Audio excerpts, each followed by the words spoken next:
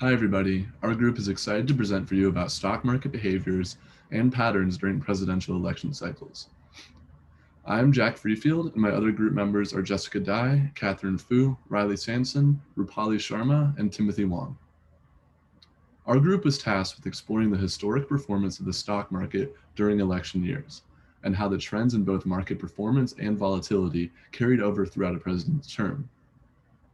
We looked into how elections affected investor activity, trying to hypothesize what factors, beliefs, and ideologies impacted the markets most, and how these differed under both Democratic and Republican candidates. Finally, we looked into our most recent election, one that had factors and current events that were unprecedented in history and made for unique market behavior. Our group explored how significantly our political situation in America has affected markets, and to the extent to which other factors like COVID have made an impact as well. Finally, we hypothesize how this dramatic combination of current events will continue to affect our markets and what this may look like. A high-level overview of our findings is located on the first slide. First, we found that through several studies that explore the historical performance of the markets, that they are generally positive in election years. On top of this, volatility, a measure of statistical variance in stock market returns, is typically lower during election years as well. Next, market performance has little historical correlation with polling results, which shows that in months leading up to an election, investors are typically not driven to make drastic decisions based on swings in polls. As far as volatility in election years, it remains relatively consistent with other years. Finally, the volatility that we've witnessed over this recent election cycle has been more so the result of COVID-19 and its economic impact than the election itself and Joe Biden's proposals. To understand how presidential elections affect market volatility, we first need to establish what causes market volatility. The stock market is volatile because the economy is volatile, and because the economy experiences periods of expansion and contraction. When the economy contracts, businesses generate a lower revenue, leading to a reduction in corporate earnings. In turn, investors will often overreact to these likely changes and anticipate a decline in earnings and share prices, taking actions that exacerbate the situation. However, trends from previous recessions and downturns tell us that earnings will always eventually recover, so volatility will always be a factor in the market.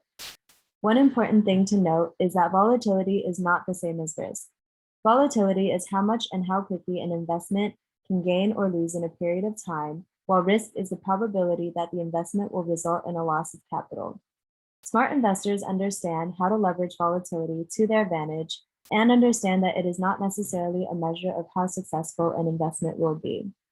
With that said, I will pass it off to Catherine to discuss general market trends surrounding presidential elections. Now I'll be covering general trends in presidential election cycles. To provide context on the information I'll be covering in this slide, a presidential election cycle in terms of the market is every 4 years and represents every recurring presidential election. As you can see, the graph in this slide depicts significant changes around the 200-week period. This supports the significance of the presidential election cycle that we're analyzing right now. Examining each year's returns on the presidential term, Forster and Schmitz found that both U.S. and international stock returns were lower in the second year of the U.S. presidential term relative to those in years 1, 3, and 4. And this just goes to show that politics and financial markets share a common truth that nothing really lasts forever. This is because in the year following an election, voters can be euphoric as they look forward with anticipation to the achievement that the president hopes to accomplish. Around this time, policymakers may begin to feel less restrained about introducing new programs that will establish their agenda. This view holds that the early days of a new administration are the best time to make big changes, as the myopic electorate will forget about them over the next 3 years. These new programs and economic policies usually involve more taxes, more spending, more regulations, which will begin to eat into business profits. As a consequence, stock prices that follow corporate earnings will likely fall. However, this comes to a standstill during the second year of a presidential term, following which policymakers began to change their ways to be more voter-friendly before the next election. They become more conservative and less prone to new tax and spend policies, such that markets begin to recover before the next election. So the general idea is that the stock prices fall during the first half of a presidency, experiencing a trough in the second year, and then rising the second half of a presidency, reaching a peak in the third or fourth year.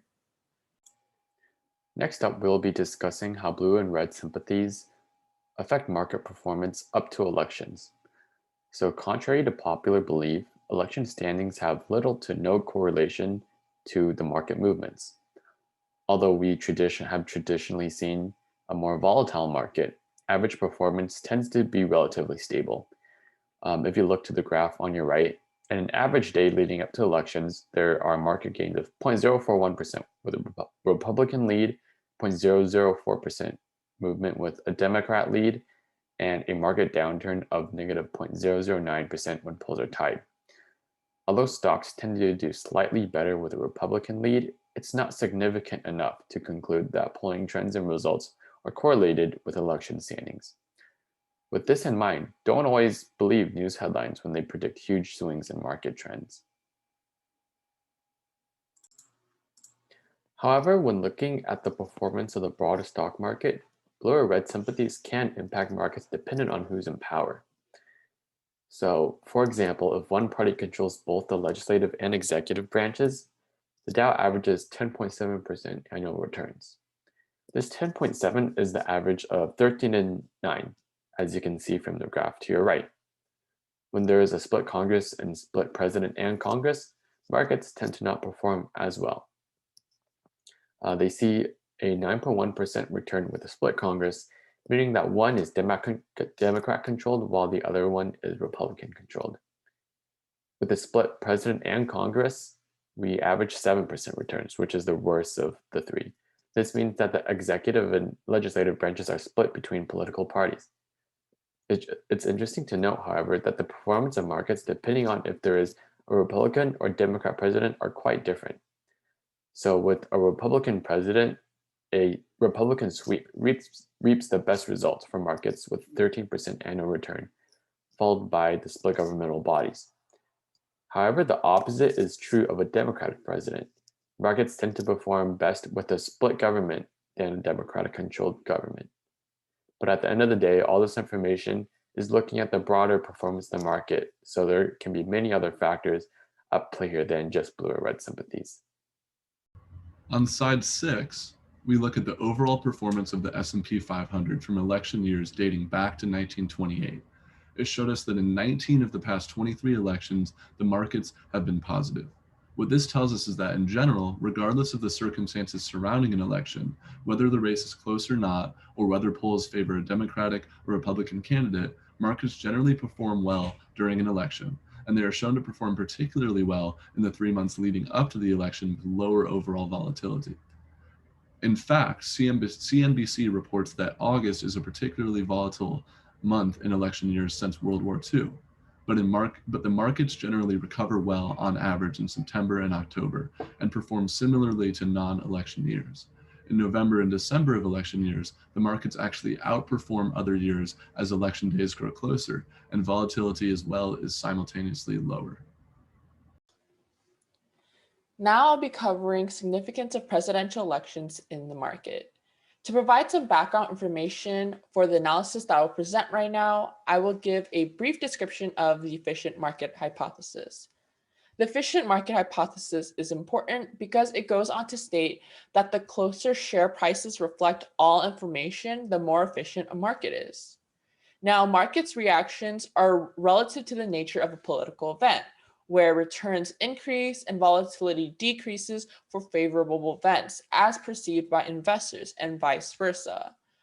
Now, as you could probably imagine, presidential elections have significant informational value as governments shape the investment environment through tax reforms, subsidies, foreign and local policies, and regulatory controls.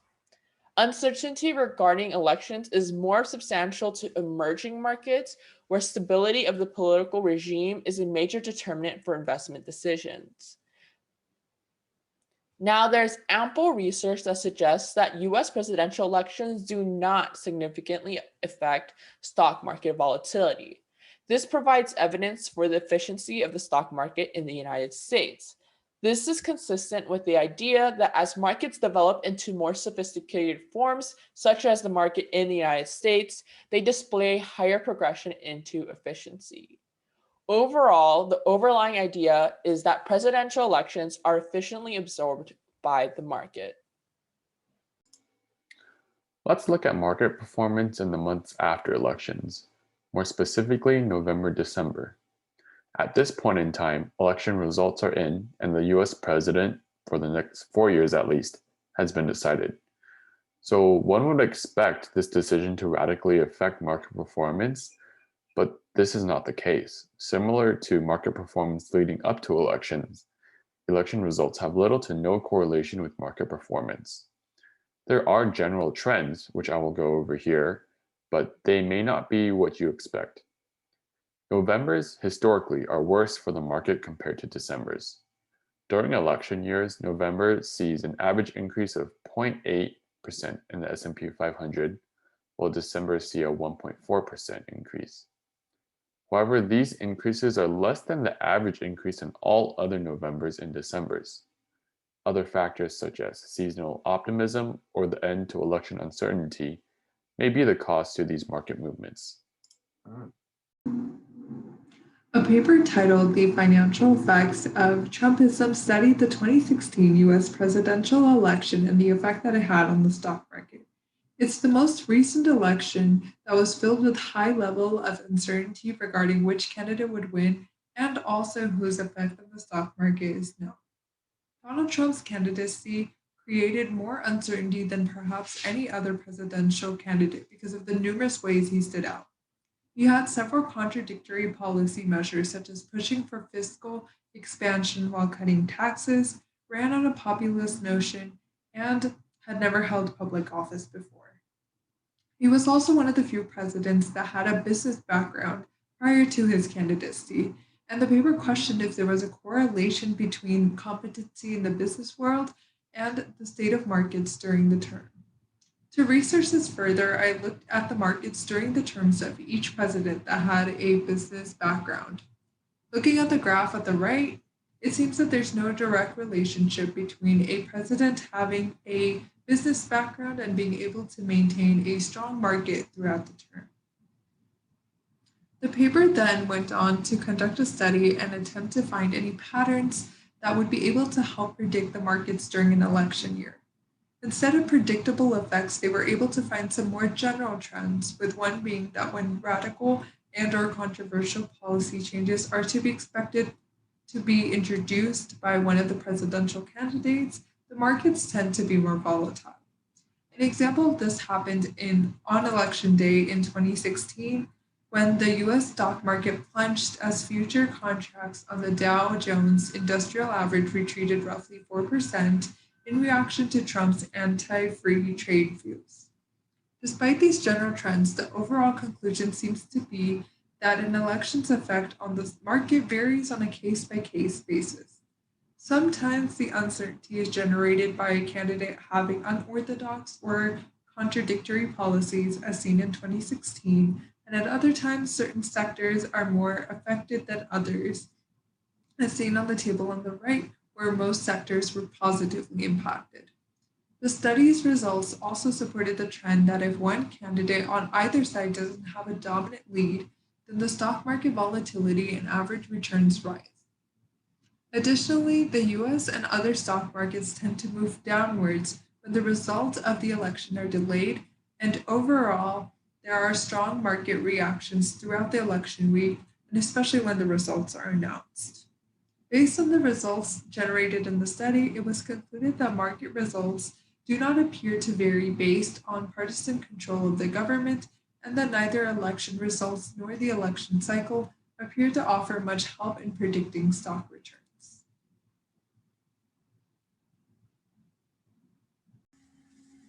In terms of how voters and their party sympathies affect the market, studies have shown that there is some evidence to support sympathies affecting the market in the short term.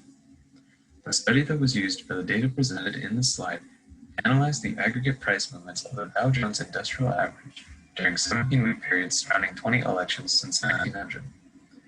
While the timeframes available to choose from were arbitrary, The 17 weeks were chosen because the short-term period is generally thought to coincide with Labor Day, and the long-term period coincides with the beginning of the election year.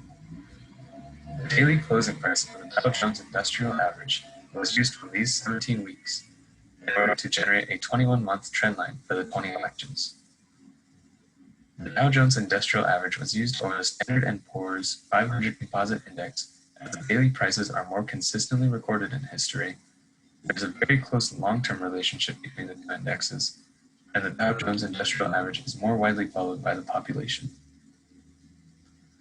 Researchers then put this data into residual plots and averaged them out to obtain an average deviation from the expected long-term trendline of the Dow Jones Industrial Average.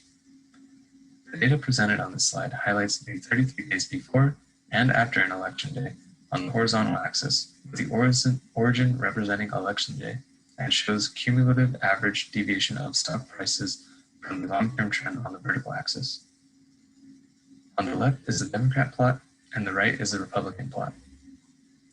What can be seen is that Democrats have consistently negative deviation from expected prices, while Republicans have consistently positive deviation during the 67 total days. These results infer that the voters have a more positive reaction to Republicans getting elected than Democrats when it comes to the stock market in the short term. Therefore, upon a Republican win, those with Republican sympathies will help bolster the market in the short term, while upon a Democrat win, those with Democrat sympathies will struggle to push the market upwards. Now that we have this information, what does it mean for the market this year and later this year?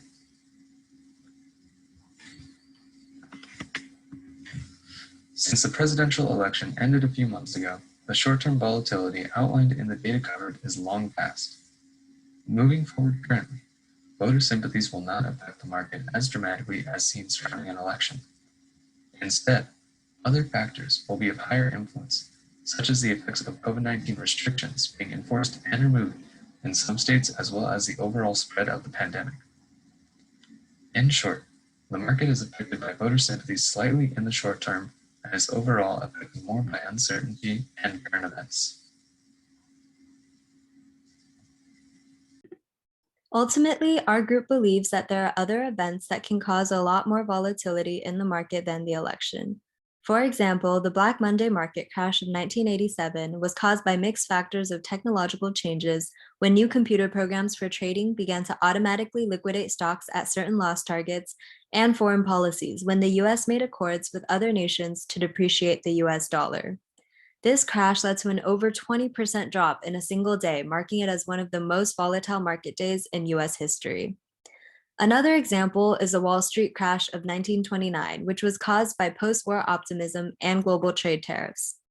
As the economy recovered from World War I, people became swept up in investing in the market, with many engaging in margin trading.